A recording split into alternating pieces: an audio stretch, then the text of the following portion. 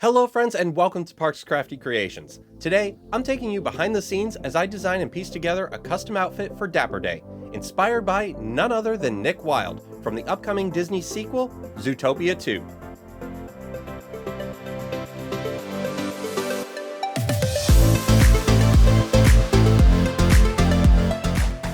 Before we jump in, if you enjoy this content, be sure to give us a like below and share it with your friends, as it really does help out the channel. And don't forget to subscribe and ring that notification bell icon so you'll always be notified whenever a new video drops. Disney recently made some pretty big announcements at the latest D23 Expo, one of which got me really excited. Disney announced that they would be bringing us back to Zootopia on an all-new adventure with my favorite crime-fighting duo, Judy Hopps and Nick Wilde. They also revealed that the characters would be getting a bit of a makeover, which immediately got me thinking about what I could create for the upcoming Spring 2025 Dapper Day at Epcot and Magic Kingdom. Let's get started. First, let's take a look at Nick Wilde's new outfit. In Zootopia 2, he's rocking a fresh new color palette, replacing his khaki slacks and green Hawaiian shirt for a slick Miami Vice feel with white pants and a bold pink shirt. But of course, the Hawaiian motif is sticking around. And while ties aren't a typical pairing for Hawaiian shirts, he's also sporting a tropical tie that pairs admittedly a bit better with his new shirt than his last one did. In the preview clip that Disney released, we can also see him sporting a fun blue bucket hat with a little fishy motif. We also need to bring in some of his fur color, and I'll be using his base paprika color and the darker brown accents from his paws and the tips of his ears. I want to capture all of these elements and pull them together in that dapper, vintage charm while keeping it wearable for a day at the parks. The key elements here: a well-tailored vest, a crisp shirt, and some classic accessories to tie it all together.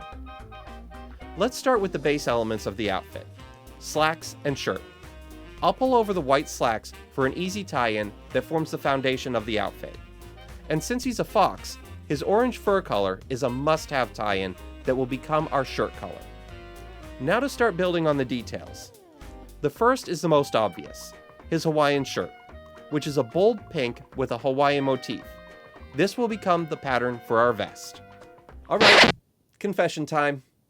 I've actually tackled this character's look before, using his outfit from the original movie, so I already had a good idea of what to expect and what I wanted to create this time. For the vest, you could keep it simple with a solid pink fabric, and that might work just fine, depending on your comfort level. But for me, the details matter. I really wanted to incorporate the Hawaiian style pattern from his shirt. Now, recreating this pattern is a bit more advanced, but if you're interested, I'll be covering that in a future video.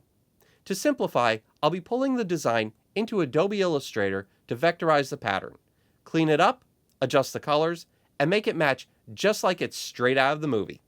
Pretty cool, right? Okay, I know that might sound technical, and if your eyes are already glazing over, don't worry. Since we're covering a lot in this video, I'll save the in-depth process of all of that for a separate follow-up. Once I'm happy with the design, I'll send it off to be printed on fabric. If you've never tried custom fabric printing before, it's such a fun way to make your sewing projects extra special. And if you're watching this video in the future, I'll add a card and a link in the description below so you can get right to it. Now let's get back to designing the rest of the outfit. There's two more elements that seem almost obvious to pull over. First, his tie, which will take some online hunting to find, and his bucket hat. Obviously, a bucket hat isn't exactly dapper, so we'll give that an upgrade. I've always been able to pull off the look of a wide-rimmed fedora pretty well, and now is no exception. But I'll want to add another fun detail: that fishy motif. This will also require me to create and print some custom fabric, which I'll make into a custom-made hat band to go around it.